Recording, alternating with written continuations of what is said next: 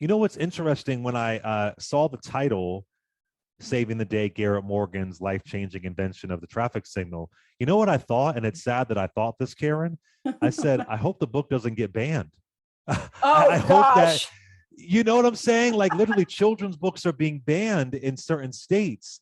And I said that's sad that I'm even thinking that could, I mean, they tried to ban a book of a biography on Michelle Obama in a district in Texas.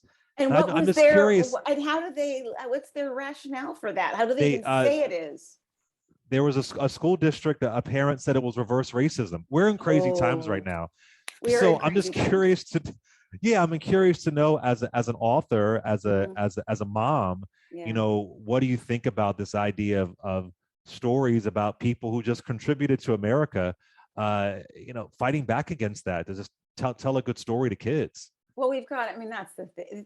Education is the only way for everybody. And it's not like anybody's telling any lies here. You know what I mean? People are telling Right, stories right. to inform. And if there's a problem with informing people, with giving information, I mean, mouse is being banned. Yeah, Why?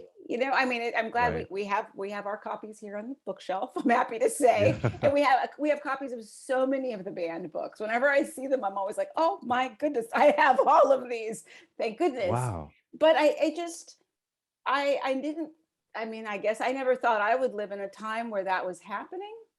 Um, I mean, I know we throw the word dystopian around a little too much, but it starts to feel like like we're creeping on dystopian times when books are being banned, when people are telling kids that there's a threat to them having information, that this isn't good. We all know better than that. We we the thing I always laugh about is like I feel like we know this. We've made movies about it that we've all celebrated and all agreed, right? That we've all made these big, huge blockbuster films that celebrate freedom and people, people being able to learn, and all of a sudden people are coming up and going, I don't agree with that anymore. It's weird. It's weird. I don't understand what's happening. And I see it happening from a lot of different angles, sometimes angles that I'm surprised to see it coming from. And people often that are much smarter than that are somehow championing things like that. It's not just people that you would expect it from sometimes. And Yeah. that's really perplexing. Yeah, no, it is. It is. What did you learn most about being a part of this project with Garrett Morgan? What did you learn about his creativity? What even led him to be a really phenomenal inventor? I think what I learned and I found interesting, but then made so much sense is, it's problem solving, right?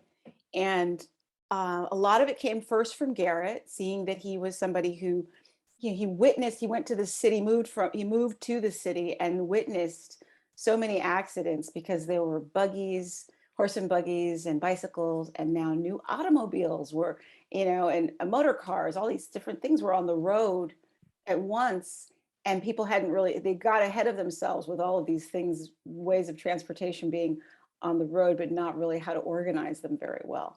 And he was seeing a lot of accidents, and so he thought it through. And the three not three stop, but the three-way signal that we know today, that mechanism came from Garrett Morgan, because just like go, stop, go, stop is not enough to prevent accidents. He put that yellow light in there, and he didn't do the lighting system, but he did the three-way system that gave people time to stop and go and consider and have, so that the accidents were not eliminated, but cut down considerably. And I found it really interesting the way he was tasked with a problem that was a problem we were all facing, and he really wanted to do something to help. And I loved that. I loved that he took his story, I mean his gift, and he gave it back to the world. That he was able to do this thing, and he was able to give it to people and to society. And the other thing that I learned that I found really interesting was I got a lot of side eye from people, and I would read people giving attitudes about Black people inventing things. There was a lot of not so much nowadays, but there was a lot of, a Black person didn't invent that. Black people are always trying to take credit for everything. Mm, and mm, and I heard a lot of that. I read a lot of that, and I think what people don't get, not only the fact that Black people did, and are, are perfectly capable, but also Black people were also tasked with doing a lot and taking care of a lot of things with little resources. People were saying, I need you to do this by this time, get it done better. And Mm. so Black people had to be resourceful, had to think outside the box. And the fact that so many inventions were from Black people is no surprise. I think the thing that we have to look at is how many people do you think didn't know how to go get a patent? How many inventions Very are out true. there that Black people are behind them, but they just said, hey, this is a great idea. And somebody else said, ooh, I'm going to get a patent. Took care of that. So, I think it's not surprising at all. When you think about it for a minute, of course, Black people were, creating all of these things. They needed to. Right. Of course. Yeah, they needed to. Of course, you're going to be the innovator. Mhm. When you're told make this happen, you're going to make it happen. Yeah, Right. that's really an important point. I got to ask you this because we are in Black History Month, and I love Black History Month because of Carter G. Woodson. So I celebrate Black history all throughout the year, but Carter G. Woodson, come on, he's the father of Black History Month. Uh, and you're a part of Black history. You are with Fresh Prince of Bel Air. You truly, truly are. That show made history. I'm from West Philly. So again, no, Ah, West Philly, love the show. I'm just curious to know, looking back, could you tell that y'all were making history? Could you tell, like, okay, there's something. This is gonna be in a part of a legacy, if you will. Could you feel it back then? I mean, I know you were obviously really young, but what was your sense back then as far as the history that was being made? no idea. I mean, there's no way I could have had any idea. I used to go to the grocery store, and while I'm waiting for my things to be rung up, I grab the TV guide from the side there while I'm waiting, and always look for the top, TV shows of the week. And we didn't crack the top 10. So I mean, Really?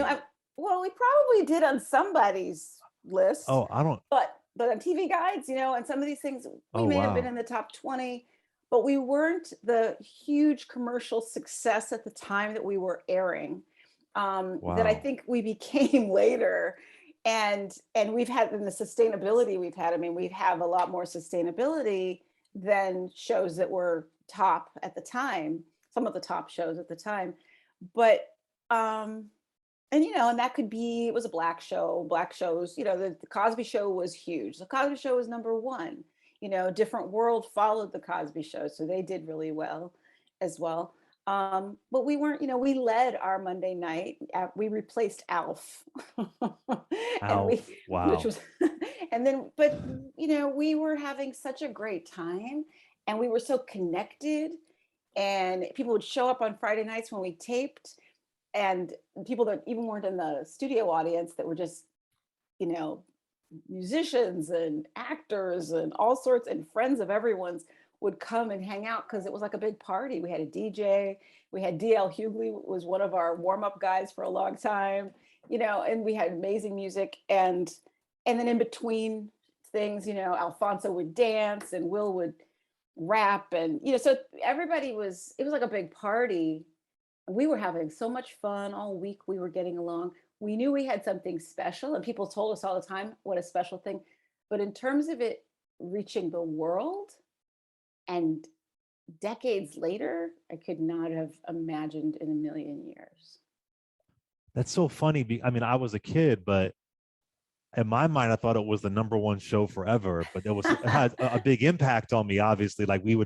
it was a big deal to sit around and watch Fresh Prince. But that's interesting. My perspective. I'm like, I thought it was the number, but it's fascinating the Well, way it you was look at it. You know, for certain demographics. I'm for a sure it certain was. There were demographic. people who were like, "This is my show." People always say, "That was my show. That was my show." And but that, in terms of, I don't know if it was like Nielsen ratings or all those kind of things, how that stuff went. I I've don't never know. understood the Nielsen ratings. Are It they never like makes random any homes or sense. something? Right. Yeah, that's supposed to represent like I- 20,000 people. I've Yeah, like never. how It's does like the your house electoral represent college. mine? Right, right. Exactly. We need to It's fix it. Let's just exactly. I got to say this though. One of my favorite movies is Class Act. You were in Class Act with Kid and Play, Loretta Devine. I saw that Yeah. in the movie theater. I love that movie. And Kid and Play, they were so huge at the time. What are your memories of being Oh, in class act? that was wild. It was really fun for me. It was, I think, since I was on Fresh Prince, is my first real film experience. I had done a horror film before, years before, and that was a whole different thing. But this was my first like real film experience. I had a lot of fun playing that character of, I think it's Ellen. I really liked her. Um, just excited girl. And it was just really, what do I say? It was kind of goofy and screwball. There was a lot of screwball stuff. I remember running around a lot wearing Play's jacket. And I remember afterward thinking, I should have been able to okay that wardrobe because I look horrible running around in that the whole time. Because we didn't think it through that that would be the thing I'd be wearing through half of the movie. But it was just like very screwball, very silly. I remember being in a car and having to do like the silly car acting.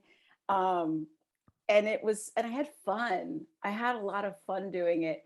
Um, yeah, it was really kind of silly. And I actually still have I still have friends from that shoot, which is really, really neat, both people behind and in front of the camera.